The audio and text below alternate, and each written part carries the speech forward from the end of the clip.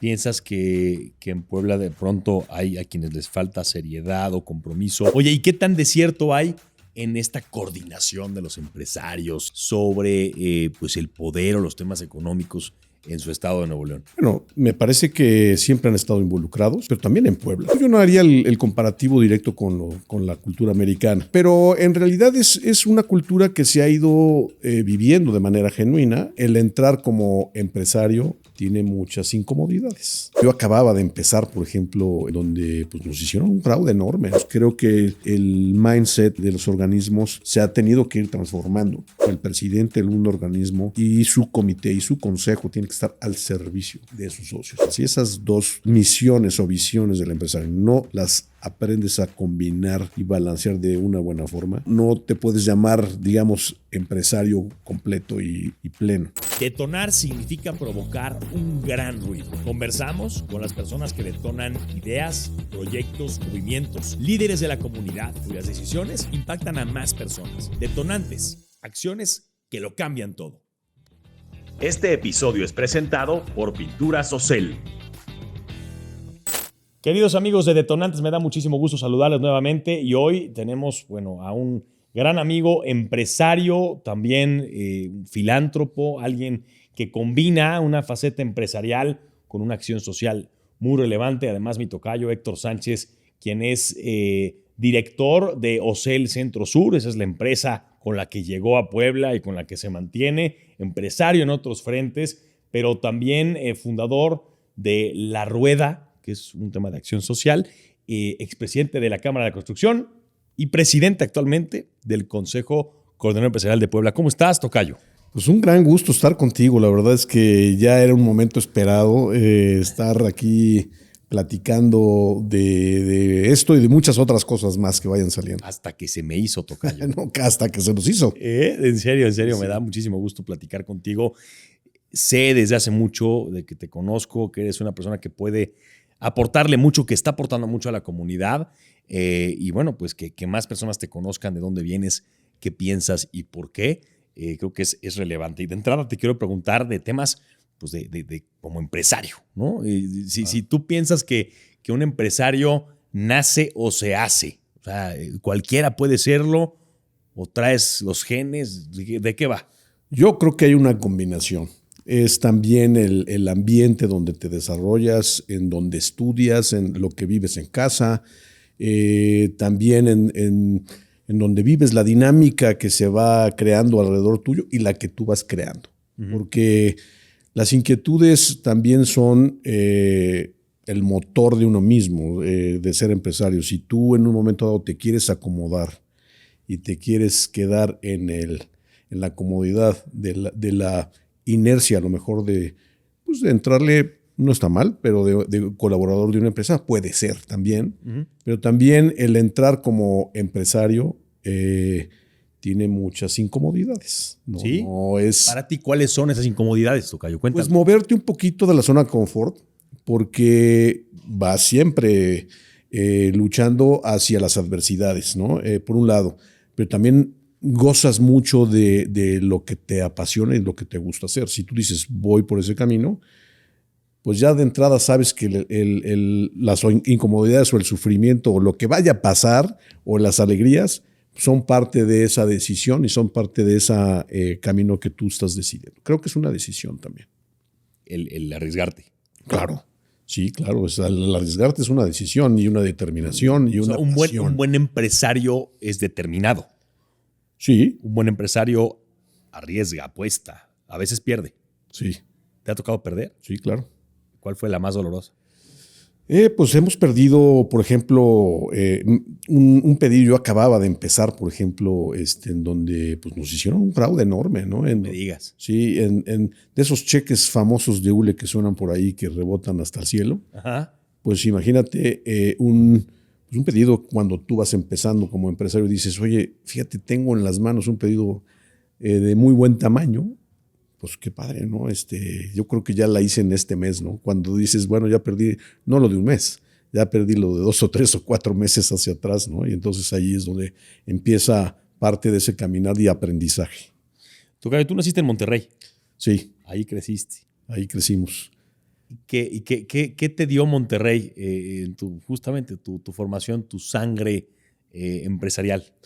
Pues mira, yo creo que me dio mucha formación, profesionalismo, vamos a decir, credibilidad también, confianza, es decir, todo ese ambiente, por eso hablo de los ambientes, el ambiente empresarial en Monterrey tiene una cierta energía y una cierta inercia. De hecho, cuando yo voy a Monterrey en vacaciones, pues te cargas de esa energía, trae otra dinámica y otro ritmo, ¿no? y una manera diferente de pensar, un mindset o un pensamiento muy, muy diferente, ¿no? ¿Cómo qué? O sea, ¿qué podríamos aprender? Pues ahora sí que literalmente, ¿no? Empresarios poblanos, los líderes poblanos, de la dinámica que tú viste o viviste allá. Pues mira, yo creo que de entrada la asertividad, ¿no? La asertividad, el hablar derecho, el hablar sin tanto, vamos a decir, sin tanto rollo, ir al grano, como dicen. O sea, ¿se le da menos vueltas a las decisiones? Se le dan menos vueltas a las decisiones, se le dan menos vueltas a los tratos, ¿no? El trato me parece que se pone sobre la mesa y es quedar frente a frente y el ver a los ojos, el estrechar la mano ya de entrada va con una seriedad importante, ¿no? ¿Piensas que en Puebla de pronto hay a quienes les falta seriedad o compromiso o a lo mejor les falta tener esta experiencia como para saber qué es lo normal? No, yo creo que no es que haga falta, no es eso. Es más bien tener un ritmo diferente, una asertividad diferente, el hablar más sin rodeos, ¿no? Yo me acuerdo que cuando llegué de Monterrey, pues el estar hablando las cosas y el acento no me ayudaba mucho, me lo tuve que quitar un poco porque decían que hablaba medio golpeado. Ajá. Pero hablar directo y decir, oye, ¿qué te parece esto? No, esto no me gusta, o esto sí me gusta, de manera directa, pudiera sonar un poco agresivo, ¿no? Okay. De manera tajante y inmediata, ¿no? Sí. No tanto con florecitas, no tanto rodeo. Déjame ver cómo no hago sufrir tanto a mi tocayo si le digo un no, o si le digo un sí en esto, ¿no? Ok. No sé si me expliquen Sí. esa parte. Me parece bien interesante.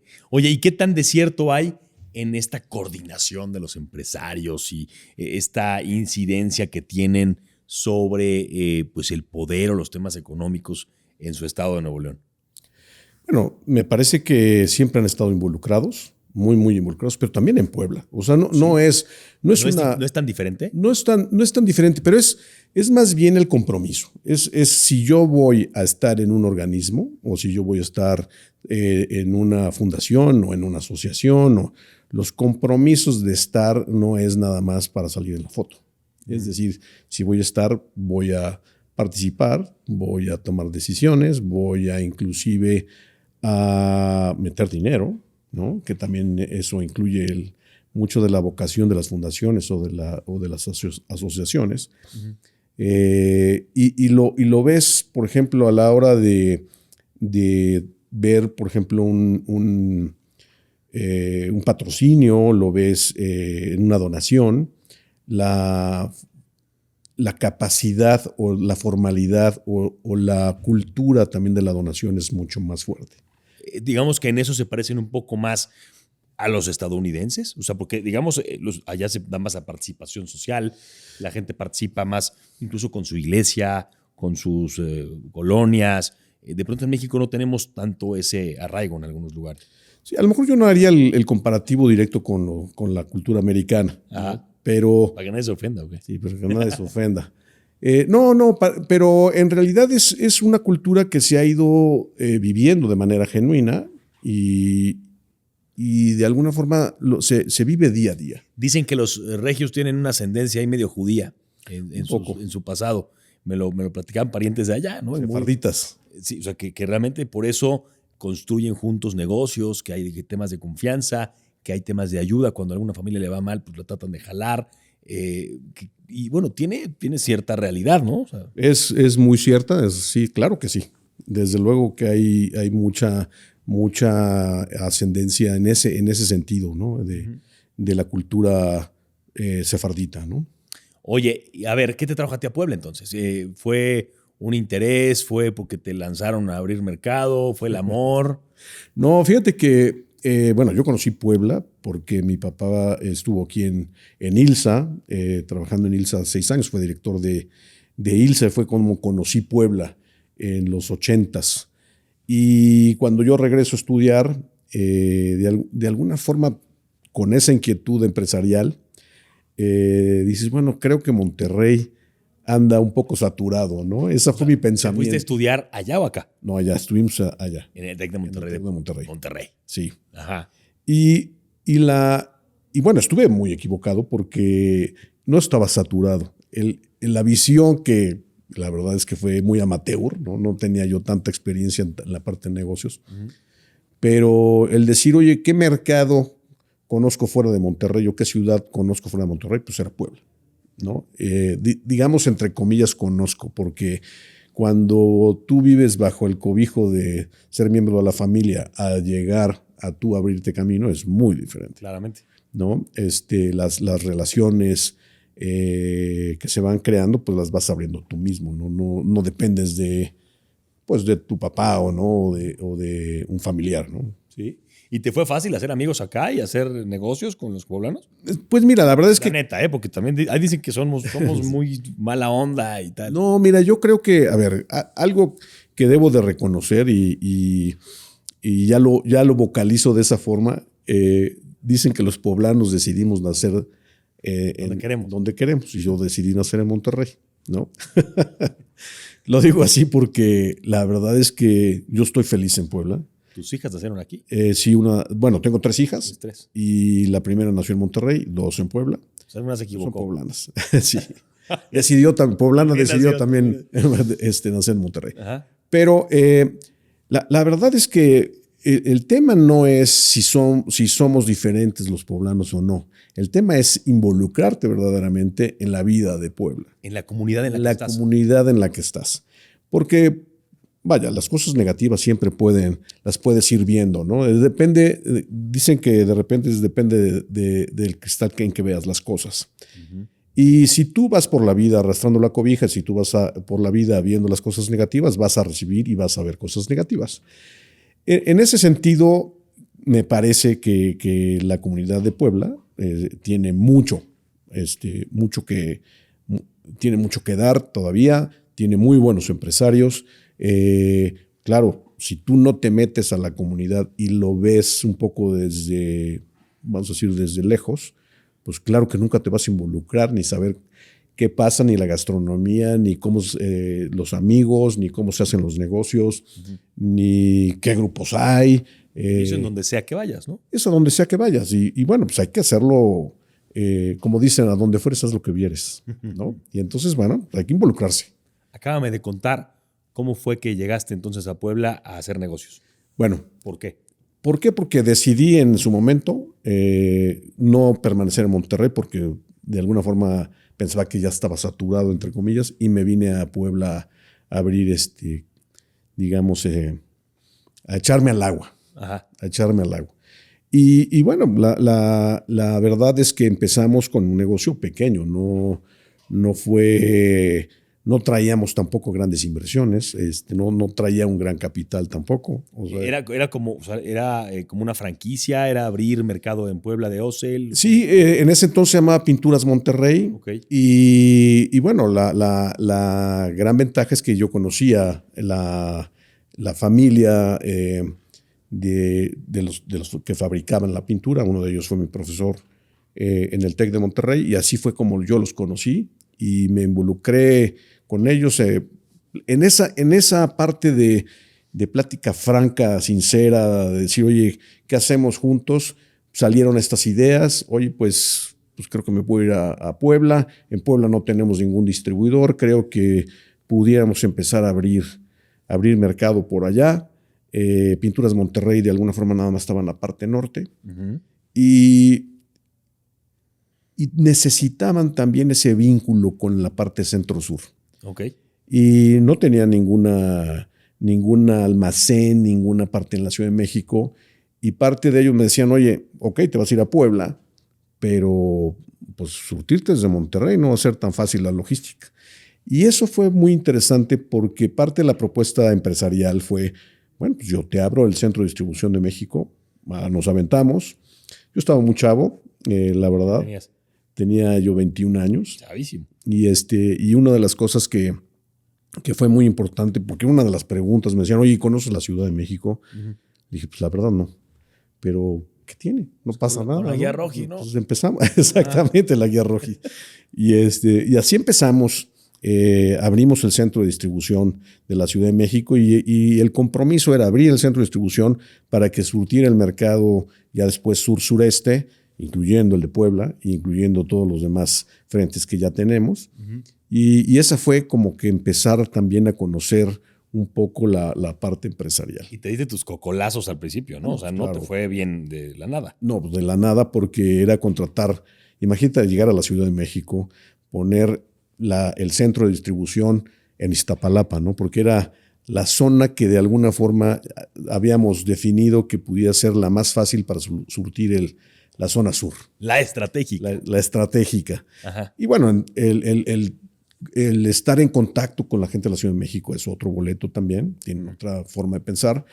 Y bueno, ahí era pues empezar con los recursos humanos un poquito diferentes a lo que pues estás acostumbrado, a los amigos, etcétera. Y luego ya después venirse a Puebla y abrir, ahora sí, el negocio que tú tan soñado, vamos a decir. Así es. Bien.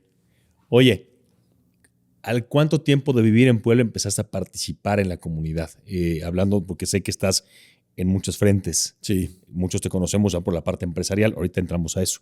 ¿Pero cuándo empezaste? Desde el principio. O sea, ¿llegaste a sembrar ya? Sí, me parece que el estar involucrado y participando activamente en lo que sea, ¿no? Sí, desde sí. Yo siempre he dicho que tienes que participar desde el colegio de tus hijos o en la colonia o en el grupo inclusive de oración, lo que vaya. ¿Y en qué te metiste?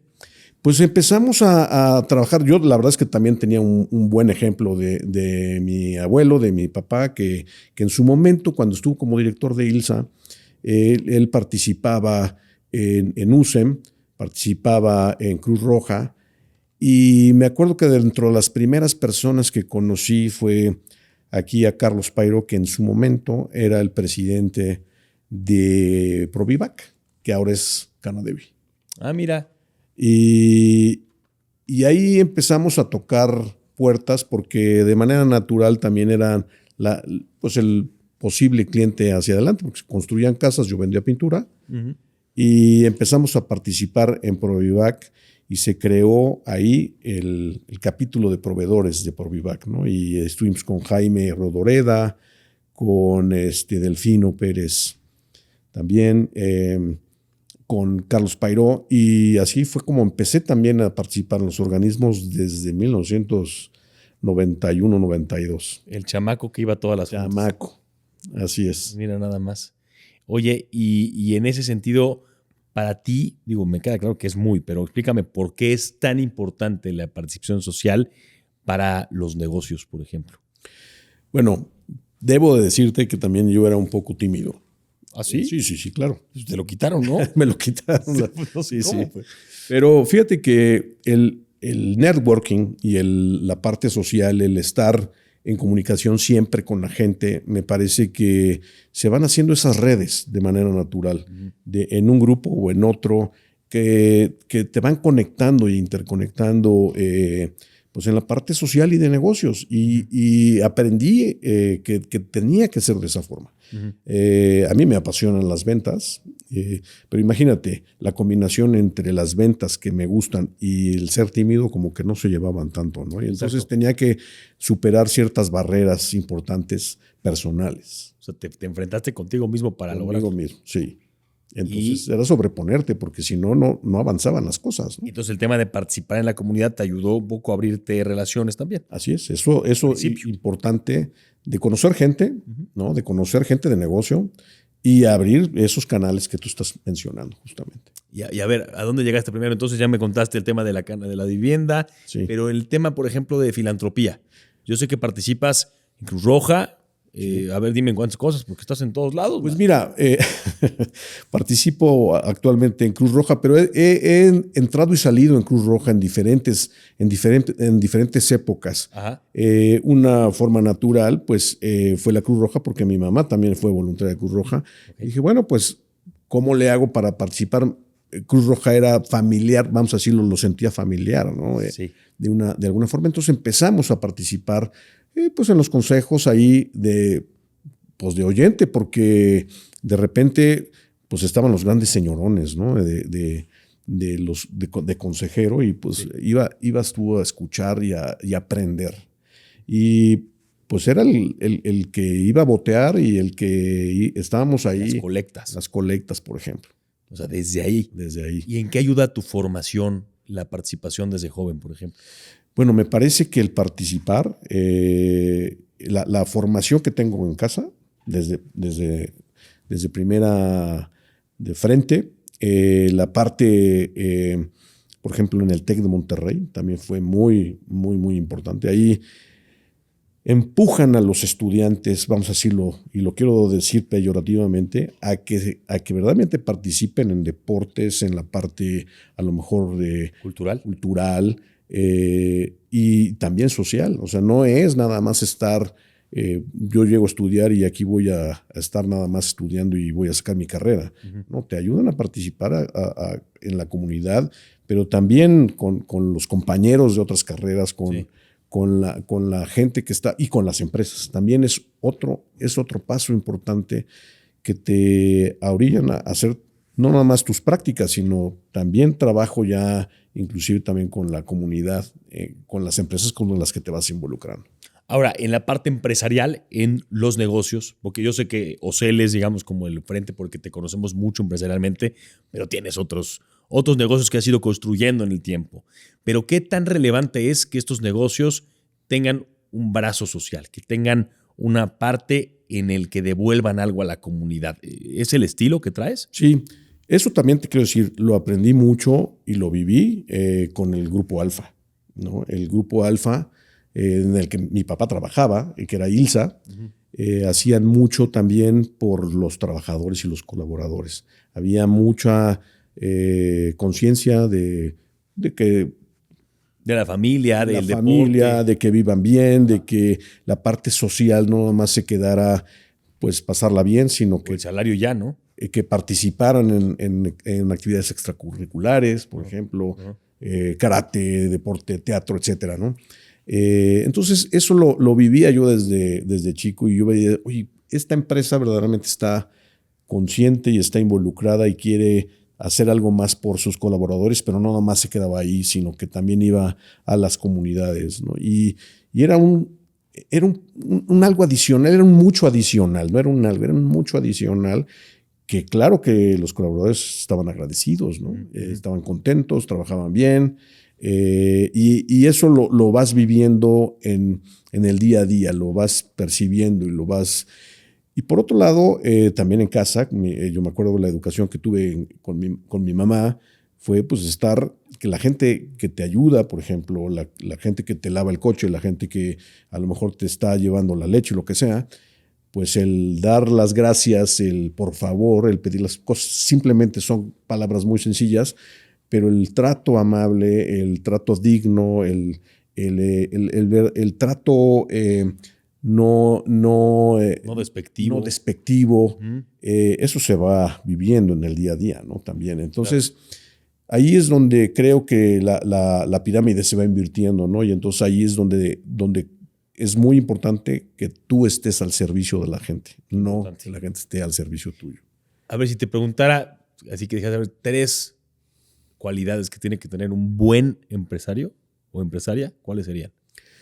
Pues mira, de entrada, me parece que el hablar con honestidad, o sea, el ser honestos, el ser congruentes, y el ser agradecidos siempre, me parece que esas 3, por lo menos, hay muchas más, pero en esas 3 palabras creo que tendría que englobar, digamos, un buen inicio. Desde luego entran otras cuestiones de talento y otras más, ¿no? Pero Digamos que en la parte de congruencia, honestidad y agradecimiento me parece que se funda mucho lo que es las entrañas de una empresa. Oye, cuéntame de La Rueda. La Rueda Promotora Cultural pues nace justamente de esas inquietudes de regresar algo fuerte a la comunidad. La Rueda nace con una unión entre Pintura Social y Estrella Roja, con Eduardo Cue y Rodrigo Escudero, en donde ellos, por un lado, primero que nada nos apasiona la cultura, ¿no? Entonces decíamos, bueno, ¿cómo le hacemos que esa cuestión que nos apasiona en la cultura la podemos llevar también a la comunidad?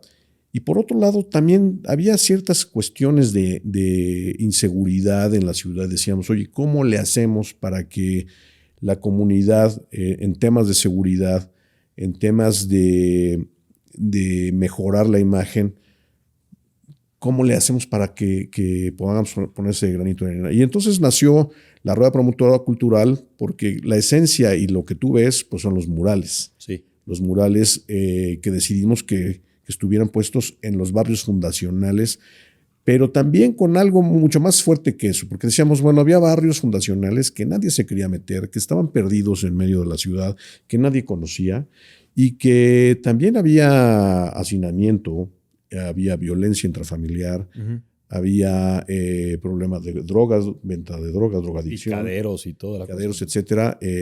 Algo más grave como trata de blancas, robo de autopartes, y había diferentes problemáticas, ¿no? Y decíamos, bueno, ¿cómo le damos la vuelta un poquito al revés de lo de la ventana rota, ¿no? La teoría de la ventana rota, cuando pues, la gente se acostumbra a ver las cosas mal, sucias, y entonces ensucia más. Así es. Es una ventana rota y pues rompes otro vidrio, da igual. Sigues atizándole a las ventanas para, no importaba. Exacto. Entonces, ¿cómo transformar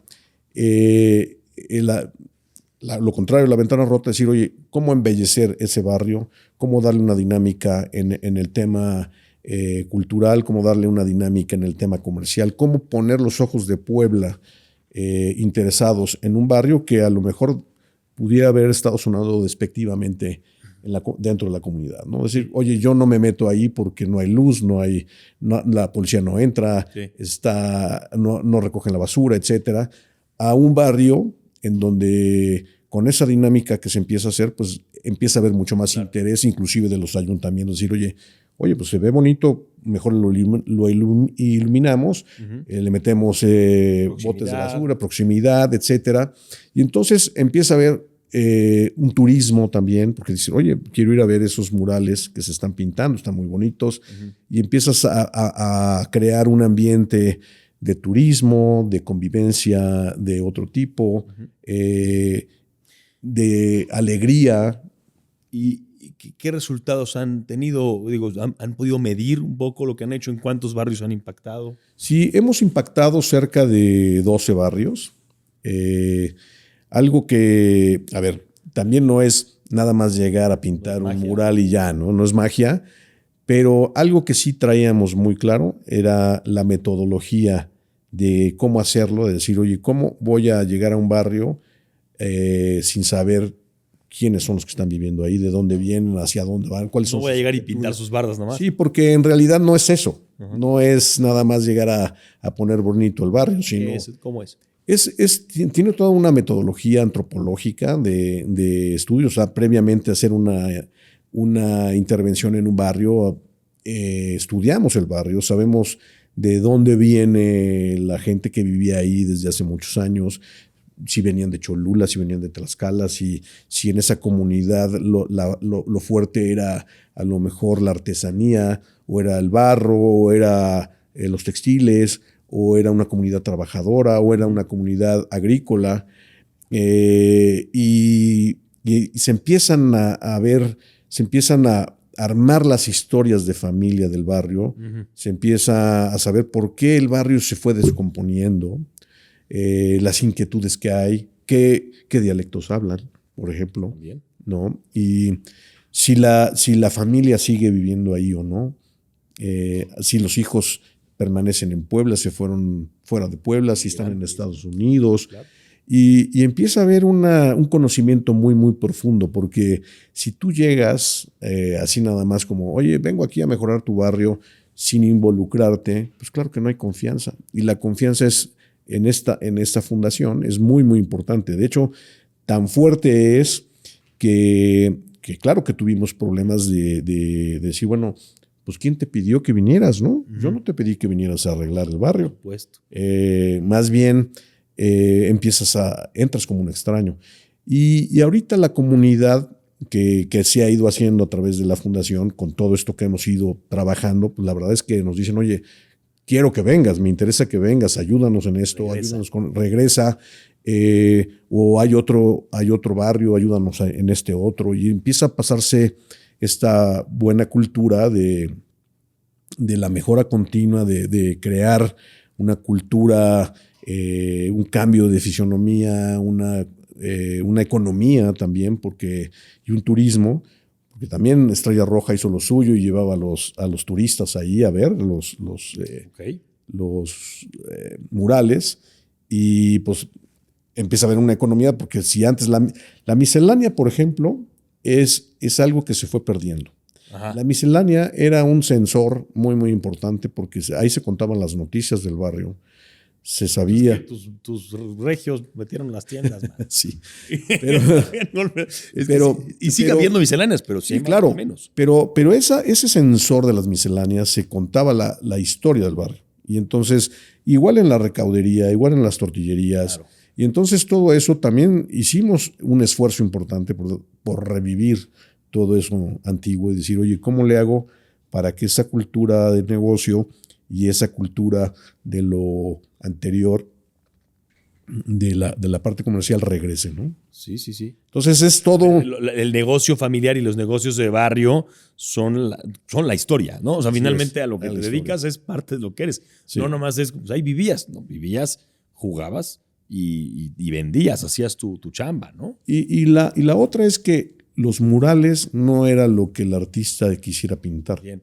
El artista llegaba y convivía con la familia, y lo que se veía reflejado en los murales es la historia de la familia, es la historia del barrio, la historia de lo que platicaron los artistas con lo que nosotros sacamos en los estudios antropológicos. Tocayo, estás involucrado desde hace tiempo también en los organismos empresariales. Sí. Hay personas que dicen que no sirven para nada, que nomás van a tomarse la foto, como decías tú. Que no es lo que justo tú decías tú que no se debe de hacer. Así es. Y que nomás son para placearse, pero que en realidad no cambia nada. Sí. ¿Tú qué dices? ¿Por qué has estado tanto tiempo? ¿Por qué incluso le das tanto tiempo de tu vida y no a tu negocio y no a tu familia a los organismos empresariales? Mira, yo creo que es un todo. Es un todo. El hecho de ser empresario también tienes que estar en ese networking, ¿no? Y la mejor manera de empezar ese networking es a través de una cámara organizada, de un sector en el que estés.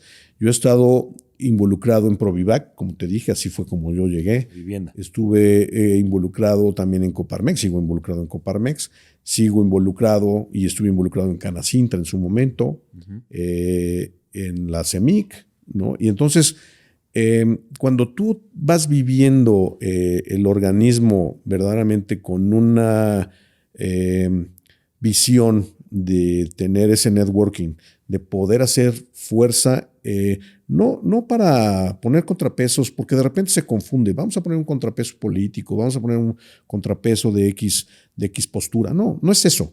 Es, oye, las cosas que me aquejan a mí como empresario, vamos a decir, de la vivienda, pues son lo mismo que le aquejan a los demás que hacen vivienda, ¿no? O los que hacen comercio en Canaco, ¿no? La parte de las licencias, la parte de la tramitología. Las mordidas. Por ejemplo, o cuestiones que van cuesta arriba, no nomás en la parte, vamos a decir, de gobierno, sino en las experiencias que pueden ser en la parte fiscal, en la parte también de inversión, de capacitación. O incluso de acción social. O acción social, por ejemplo, o de la de inversión, es decir, oye, ¿cómo le hago si yo no tengo un recurso? ¿Cómo le hago para poder crecer en mi número de tiendas, ¿no? ¿A quién le toco la puerta? No es lo mismo ir solo a que vayas con alguien que a lo mejor ya pasó ese camino y le digo, oye, pues ayúdame, ¿no? Sí. Échame la mano en esto. Entonces, no es lo mismo ir por la vida solo que acompañado. Y en eso sirven los organismos bien estructurados, bien organizados. Creo que el mindset de los organismos se ha tenido que ir transformando.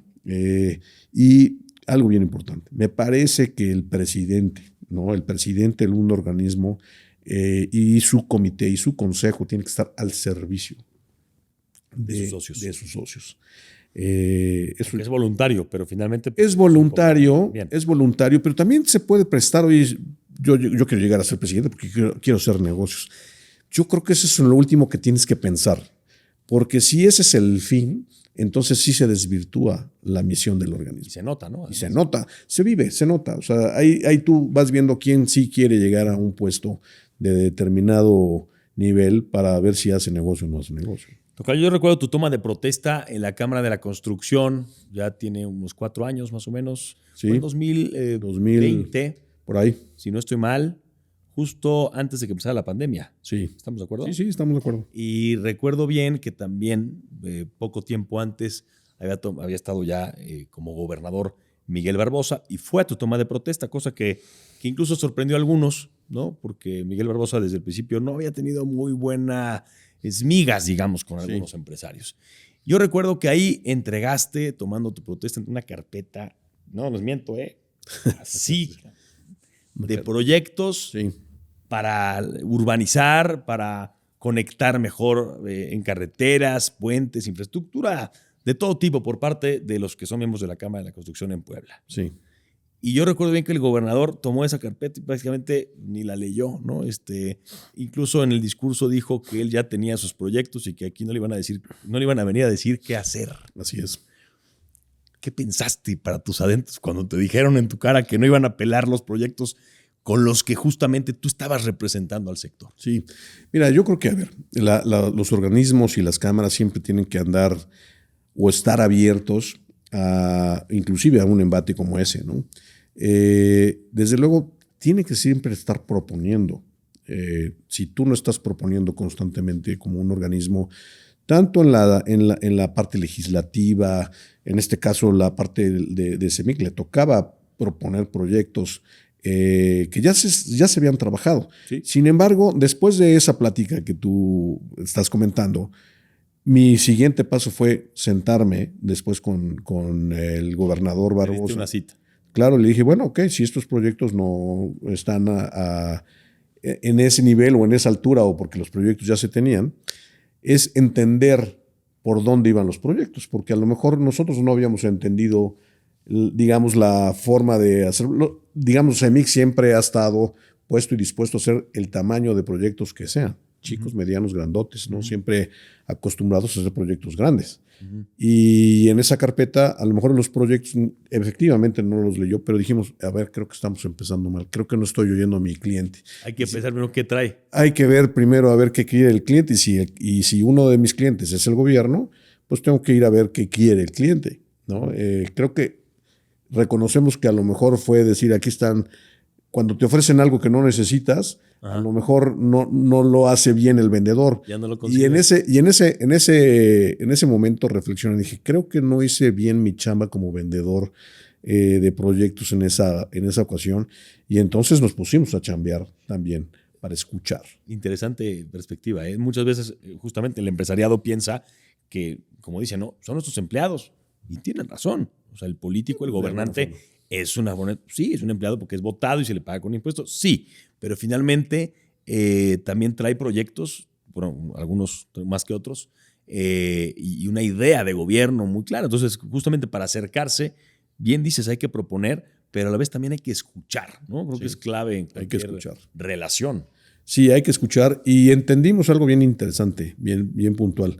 Nosotros estábamos acostumbrados a proponer proyectos grandes, pero en eso que no habíamos escuchado era hacer proyectos de tamaño mucho menor, con presupuestos mucho menores, con un matiz social muy importante. Que una obra de gobierno pues tiene que trastocar diferentes puntos. Sí. ¿No? Y en eso a lo mejor no habíamos escuchado en esa ocasión y nos pusimos a chambear. Oye, y sé también que, bueno, con Moreno Valle, por ejemplo, también de pronto contrató muchos constructores de otros estados, etcétera, y había como, pues, un malestar, siento yo, ¿no? Como en el empresariado local, de que no se les tomaba en cuenta. Y eso también fue una oportunidad para salir del estado, ¿estoy bien? Así es. Sí, y que nos ha ayudado también a pensar y repensar que los empresarios poblanos tienen la capacidad, tienen la representatividad, tienen el tamaño, tienen la calidad, tienen los precios que en otros estados pues, estaban interesados, ¿no? Sí. Por ejemplo. Y entonces ahí fíjate que lo que hemos estado trabajando es pues, replantear lo que hemos hecho, si somos buenos en otras partes, porque a veces no somos como dice el dicho, nadie es profeta en su tierra, ¿no? ¿Pasa? Entonces, bueno, analizamos, claro, oye, ¿qué vamos a hacer nosotros como empresarios aquí en Puebla para que verdaderamente estemos participando de una forma diferente? ¿Qué es lo que hemos estado haciendo un poquito al interior ya de los organismos actualmente y dentro del Consejo Coordinador Empresarial? ¿Es también tu bandera eso, Tocayo? Sí. Me parece que, y también otra de las cosas es, tenemos que aprender que los empresarios tienen dos vocaciones. Desde luego, sí la parte económica, pero la otra es la social. Y si esa parte no se entiende bien, la responsabilidad social, si esas dos misiones o visiones del empresario no las aprendes a combinar y balancear de una buena forma, me parece que no te puedes llamar, digamos, empresario completo y pleno. Y en eso también yo le metería de estar al servicio. Si en eso no estás tú al servicio, si tú no estás con una vocación de darte, lo mismo pasa con los organismos. Tienes que estar, digamos, en esa visión y en esa vocación. Ya toqué un poquito el tema político y justamente te quiero preguntar cómo desarrolla o cuál es la relación de un líder empresarial como tú, y no necesariamente en organismos empresariales, sino de los grandes empresarios, en el tema político. ¿Cuál es el deber o cuál es el lugar que tienen a la hora de hacer política? Pues mira, yo creo que, primero que nada, un diálogo directo y honesto. Tú tienes que hablar de una manera clara, directa, respetuosa. Me parece que el respeto es fundamental.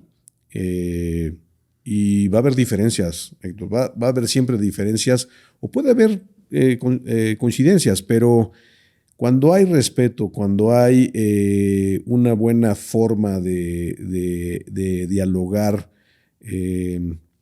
sincera, honesta, me parece que eso se vive en el diálogo con la parte política, ¿no? Y no haciendo, o no quedando, o no comprometiéndote y haciendo otra cosa, ¿no? Esa parte me parece que pudiera mermar la relación. Claro. Y en ese sentido hemos estado apostando también a que el diálogo sea abierto, sincero y extendiendo la mano. Claro, va a haber a lo mejor diferencias y en eso sí hay que ser también muy puntuales. Ahora, claramente hay quienes tienen capacidad de relacionarse bien, tú la tienes, y de acercarse, ¿no?, a ciertos líderes políticos, gobernantes de diferentes trincheras. ¿Cómo separar, cómo diferenciar justamente este respeto, este acercamiento, esta incidencia? Incluso llega a haber amistades. ¿Cómo no confundirla y cómo separarla del influyentismo? ¿Cómo separarla de la complicidad de decisiones que quizás no convienen al sector empresarial o a la comunidad? Sí, fíjate que lo que tocas es un tema súper delicado. Ese es el filo de la navaja. ¿Verdad que sí? Sí, porque se puede confundir y yo creo que hay que entender muy bien los roles. Desde luego, en ese rol de respeto y en esa cordialidad hay que también ser muy firmes. Desde luego, la parte política o por ejemplo, un gobernador o un presidente municipal o un diputado, pues claro que tiene su misión y su visión y sus objetivos, ¿no? Y también los empresarios. Pero también aquí creo que cuando hay una visión conjunta, y aquí siempre, no sé si me has oído decirlo, que la unión hace la fuerza. Sí. Y en eso, te digo, puede haber diferencias, pero si queremos llevar una ciudad, un estado, un objetivo mucho más allá, en donde en esa diversidad o en esa, vamos a decir, trabajo en conjunto, cada uno con sus roles bien definidos, pues se puede transitar bien. Y ahí, en lo que te decía de congruencia, en lo que te decía de honestidad, eso cada quien lo va poniendo en la mesa. Y en eso, pues yo creo que cada quien va hablando como le va en la feria, ¿no? Los empresarios, a final de cuentas, claro que hacen negocio en la parte privada, pero también hacen el negocio en la parte de gobierno, ¿no? Eso no está peleado, pero tiene que haber claridad y apertura y sinceridad. De acuerdo. ¿Has sentido un peso más grande sobre tus hombros desde que eres presidente del CCE? Sí, claro. ¿Y te pesa o no, cómo lo sientes? No, yo creo que, a ver, el hecho de ir conociendo los organismos desde mucho antes, sabía qué era transitar en los organismos. Sí, el ser presidente del Consejo de Coordinación Empresarial es tener, aparte de la coordinación de todos los organismos, también tienes una parte política y una parte política empresarial y política, digamos, pública, ¿no? Sí. Y eso se va aprendiendo y se va manejando. Claro que una de las cosas más importantes que he aprendido yo como presidente del Consejo de Coordinación Empresarial es a conocerme, Héctor. ¿A ti? A mí. ¿Qué no te conocías? Híjole, la prudencia, la paciencia. O sea, que si eras prudente, o más bien No, aprendiste a ser más prudente. Yo creo que sí. Eras demasiado confiado, tocayo, de repente. No, fíjate que no. Okay. Yo creo que la confianza puede ser tan amplia la palabra, ¿no? No, pero me refiero como a confiar en decirle las cosas a cualquiera. A eso me refiero, como muy confiado con las personas. Y a lo mejor eres más prudente, más reservado. Sí, yo creo que en ese sentido, o sea, vas aprendiendo a conocer a las personas. Soy muy observador, Héctor. Y en esa parte, pues yo creo que vas en la plática y en cómo se van dando las cosas, en el trato también vas viendo cómo puedes seguir avanzando o no. Uh-huh. Yo creo que uno de los aprendizajes más importantes es eso que te digo de mi persona, pero no porque no fuera prudente o no porque no fuera, sino que la prudencia a veces tiene diferentes grados. Ya. ¿No? Y tienes que ser también discreto. Sí. ¿No? Por ejemplo, la discreción es muy importante. La confianza, también la voluntad de hacer las cosas, porque vamos a decir, la voluntad de hacer las cosas es decir, oye, tengo este proyecto. Oportuno. Exacto. ¿No? Exacto. En los tiempos. En los tiempos. Sí. Porque si tú dejas pasar y si tú no regresa, perder la oportunidad. No regresa. No regresa. Tocayo, estamos en tiempos electorales. Para bien o para mal, pero estamos en tiempos electorales. Sí. De repente son cansados.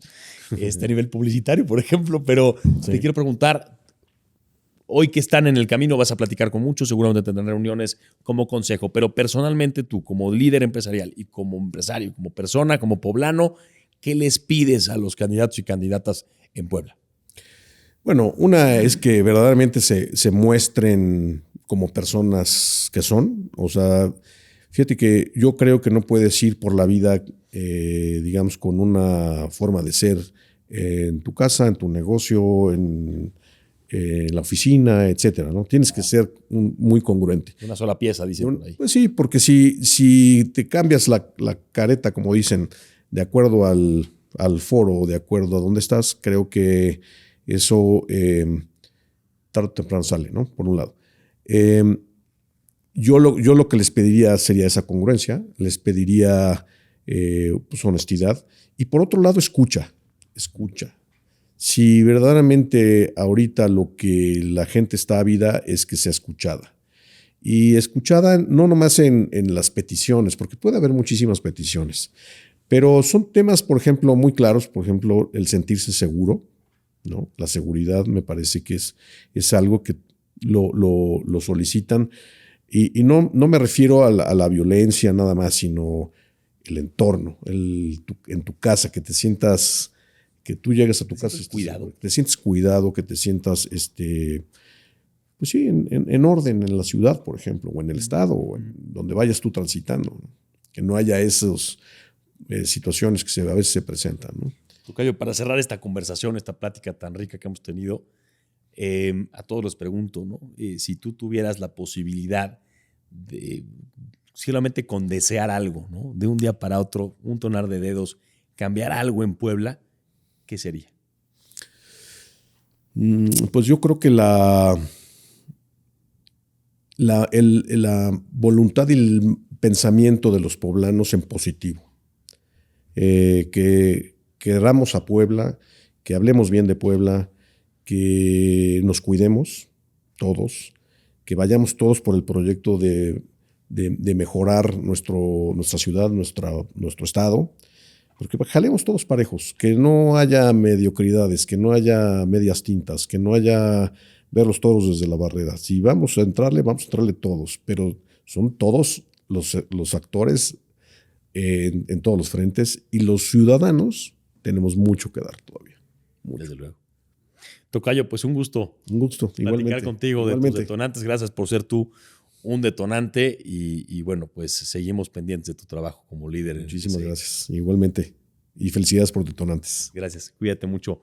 Nos vemos en la próxima emisión, en la próxima entrevista de Detonantes en Puebla. Detonar significa provocar un gran ruido. Conversamos con las personas que detonan ideas, proyectos, movimientos, líderes de la comunidad cuyas decisiones impactan a más personas. Detonantes, acciones que lo cambian todo.